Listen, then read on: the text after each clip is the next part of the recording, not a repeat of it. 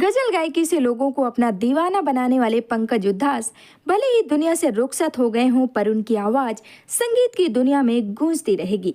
पंकज उधास गजल गायकी को महफिलों से आजाद कर सड़क तक ले गए। पंकज उधास ने गाना चिट्ठी आई है गाया तो परदेश में रहने वालों को स्वदेश की याद में रुला दिया। चांदी जैसा रंग है तेरा गुनगुनाया तो गली गली के आशिकों की आवाज बन गए। पर अब उनकी आवाज हमेशा के लिए शांत हो गई है। मुंबई में उनका निधन हो गया है। पीछे रह गए हैं तो उनके वो गीत जो हमेशा अमर थे और अमर रहेंगे। पंकज उधास का जन्म 17 मई 1951 को गुजरात के राजकोट के निकट जेतपुर में जमींदार गुजराती परिवार में हुआ। उनकी बचपन की महत्वाकांक्षा गायन में नहीं बल्कि चिकित्सा में करियर बनाने की थी। उन्होंने इसके लिए पूरी शिद्दत से तैयारी की, पर आखिरकार उन्होंने खुद को संगीत की राह पर पाया और डॉक्टर बनने का सपना अधूरा छोड़ दिया। इसके बावजूद उनकी चिकित्सा में गहरी रुचि बनी रही और उन्हें इस क्षेत्र में नवीनतम प्रगति के बारे में अच्छी जानकारी थी।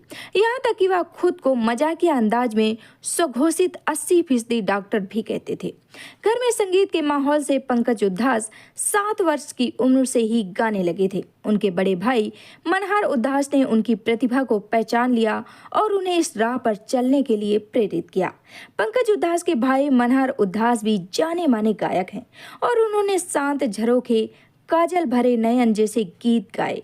गुजराती में गीत लिखने के लिए भी वह जाने गए।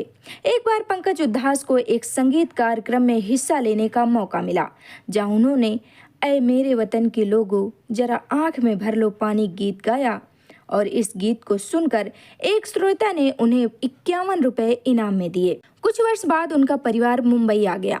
पंकज उधास ने विज्ञान में स्नातक की पढ़ाई मुंबई के सेंट जेवियर कॉलेज से हासिल की। इसी बीच उन्होंने उस्ताद नौरंग से संगीत की शिक्षा लेनी भी शुरू कर दी। पंकज उधास के सिने करियर की शुरुआत 1972 में प्रदर्शित फिल्म कामना से हुई, लेकिन कमजोर पटकथा और निर्देशन के कारण फिल्म बुरी तरह असफल रही।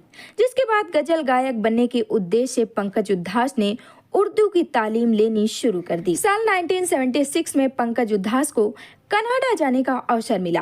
उन्हीं दिनों अपने दोस्त के जन्मदिन के समारोह में पंकज उधास को गाना गाने का अवसर मिला और उसी समारोह में टोरंटो रेडियो में हिंदी के कार्यक्रम प्रस्तुत करने वाले एक सज्जन भी मौजूद थे। उन्होंने पंकज उधास की प्रतिभा को पहचान लिया। उन्होंने पंकज उधास को टोरंटो रेडियो और दूरदर्शन में गाने का मौका दिया। गजल के जगत में उनका जो नाम हुआ, उसकी बदौलत उनकी मुलाकात महेश भट्ट से हुई। महेश भट्ट उस समय फिल्म नाम बना रहे थे, जिसकी कहानी सलीम खान ने लिखी थी। पंकज उधास को फिल्म से एक गाना ऑफर हुआ और आगे इतिहास बन गया।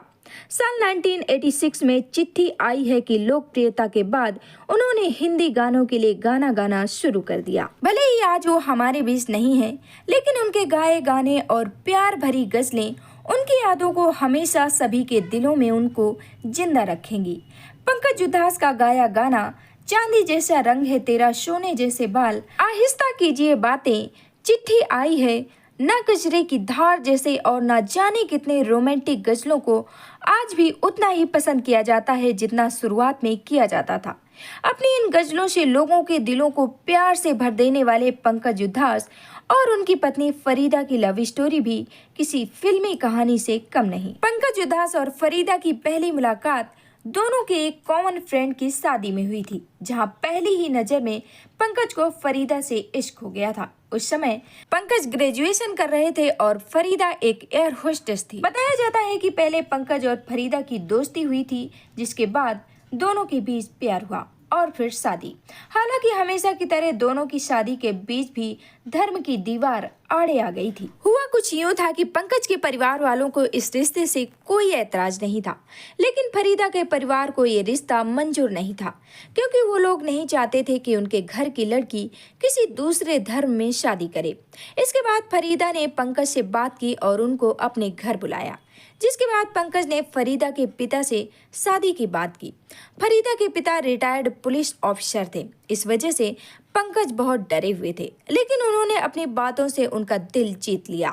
फरीदा के पिता दोनों की शादी के लिए मान गए, जिसके बाद दोनों की शादी हुई और उसके बाद उनकी 2 बेटियां हुई। दोस्तों, मैं उम्मीद करती हूँ कि पंकज उधास के बारे में ये जानकारी आपको जरूर पसंद आई होगी। वैसे आप में से कौन कौन है जो पंकज उधास के गानों को पसंद करता है, मुझे कमेंट सेक्शन में जरूर लिखिएगा। तो मुझे रहेगा आपके कमेंट का इंतजार और बहुत जल्द मिलूंगी आपसे एक बेहतरीन वीडियो लेकर। तब तक के लिए आप हंसते रहें, मुस्कुराते रहें और ढेर सारा अपना ख्याल रखें। और हाँ, एंटरटेनमेंट जगत से और खबरें जानने के लिए वीडियो को लाइक एंड चैनल को शेयर एंड सब्सक्राइब जरूर करिएगा। Thank you so much.